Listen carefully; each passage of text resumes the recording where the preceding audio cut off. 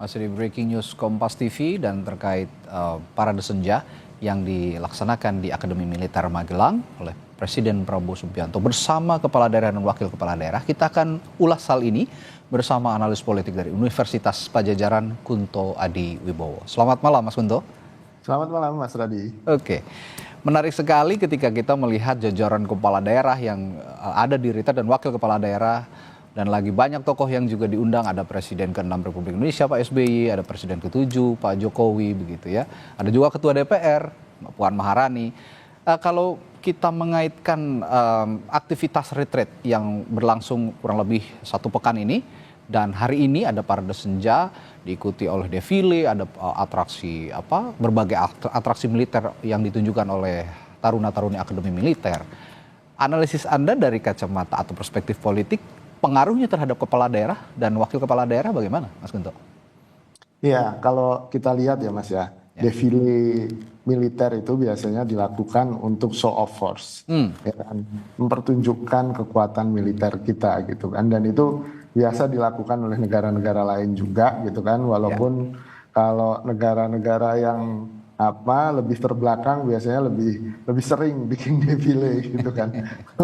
Seperti Korea Utara contohnya. Itu lebih sering. Nah, ini kan juga jadi pertanyaan besar ya, kenapa defile ini kemudian dilakukan di depan para kepala daerah, wakil kepala daerah yang terpilih itu. Apakah ini semacam show of force kepada mereka, jangan macam-macam gitu kan.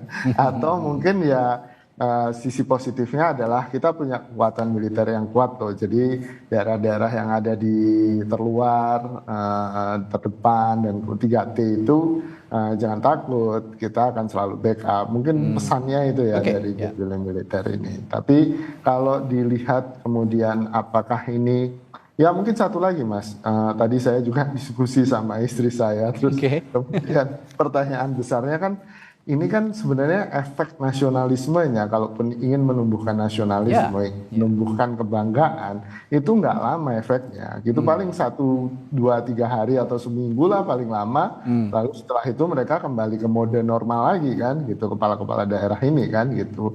Kecuali secara rutin dilakukan seperti ya tentara-tentara atau polisi yang memang selalu melakukan ini kan gitu. Pertanyaannya kan, ya ini kan akhirnya jadi seremonial belaka, akhirnya efeknya ke kepala daerah juga nggak selama itu.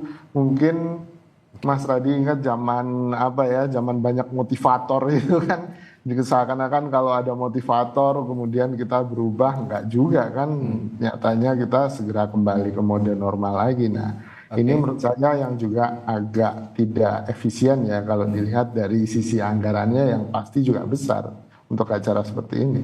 Ya, agak tidak efisien, efek nasionalisme yang tidak akan berlangsung lama sepertinya menurut analisis Anda, tapi ada pesan-pesan di balik itu untuk mendisiplinkan para kepala daerah dan juga untuk ada pesan bahwa perangkat militer ini juga bisa membackup masing-masing kepala daerah jika ada masalah di daerahnya masing-masing, kurang lebih seperti itu.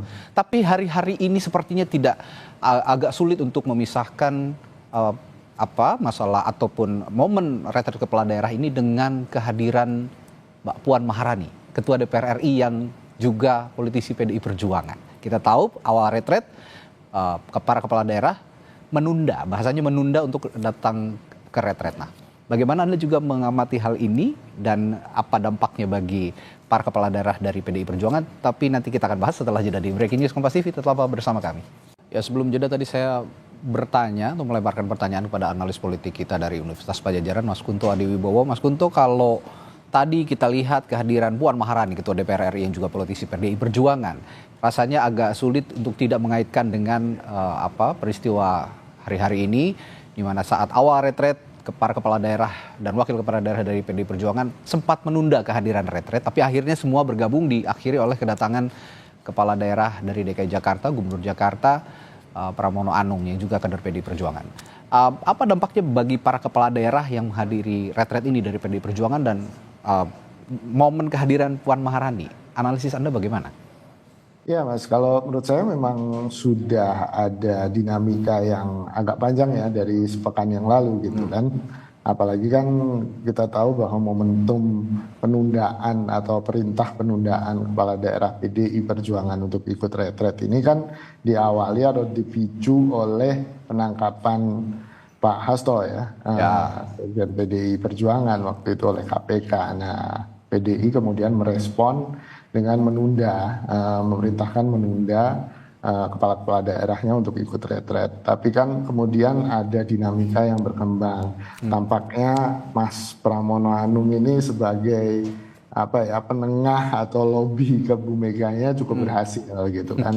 Mas Pram berhasil kemudian membujuk Bu Mega karena ini bukan masalah bukan masalah sentimen dengan Jokowi atau bukan hanya masalah antagonisme politik, tapi kemudian ini masalah yang lebih mengaitkan dengan kepentingan banyak hal gitu. Nah, menurut saya Mas Pram cukup berhasil untuk itu, dan kemarin kan Bu Mega juga sudah memberikan surat perintah yang baru bahwa kepala-kepala daerah yang belum mengikuti retret dari PDIP ya itu bisa mengikuti gelombang 2 katanya, diwajibkan untuk mengikuti gelombang 2. Jadi masalah penundaan ini tampaknya sudah selesai Mas, dramanya. Tapi kan banyak hal di belakang yang kita nggak tahu ya, kok drama ini sedemikian dinamis dan cepat gitu kan.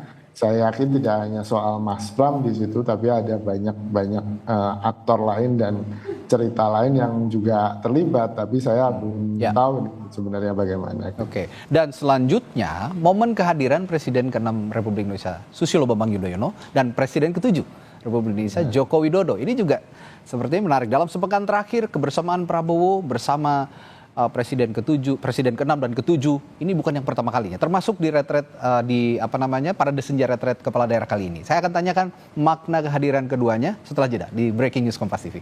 Kalau tadi kita membahas kehadiran Puan Maharani di retret kepala daerah di parade senja retret kepala daerah di Magelang, saya juga akan membahas kali ini kehadiran Presiden ke-6 Republik Indonesia Susilo Bambang Yudhoyono dan Presiden ke-7 Republik Indonesia Joko Widodo yang sepertinya Mas Kunto hari-hari ini juga hubungannya tidak terlalu bagus dengan Ketua Umum PDI Perjuangan dan kader-kader PDI lainnya, Megawati Soekarno Putri. Bagaimana Anda melihat kehadiran keduanya? Maknanya seperti apa? Ya, saya melihatnya begini Mas, ada banyak yang ingin ditampilkan oleh Pak Prabowo dalam penutupan retret ini sampai melewati waktu maghrib kan itu.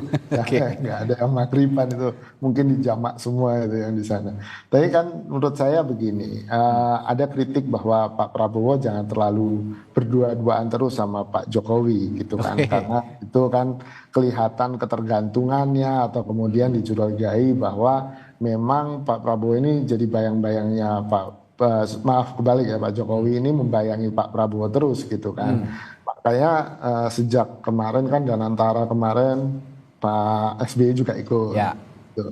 Lalu hari ini Pak SBY juga ikut. Jadi seakan-akan untuk mengimbangi suara kritik bahwa Pak Prabowo sangat terlalu dekat dengan Pak Jokowi. Jadi setelah ini mungkin Pak Prabowo bisa bilang, enggak kok saya ada Pak SBY juga kan gitu. Bu Mega juga saya undang tapi nggak bisa hadir kan, mungkin alasannya akan seperti itu Mas. Mungkin ini yang ingin ditampilkan oleh Pak Prabowo untuk meredam dan membuat situasi politiknya supaya lebih nyaman, lebih enak, tidak terlalu panas gitu Mas. Oke, baik. Terima kasih analisis politiknya Mas Kunto Adiwibowo, analis politik dari Universitas Padjadjaran. Kita akan jumpa lain waktu untuk membahas dinamika politik yang sepertinya masih hangat hari-hari ke depan Mas. Terima kasih Mas, sampai jumpa lagi.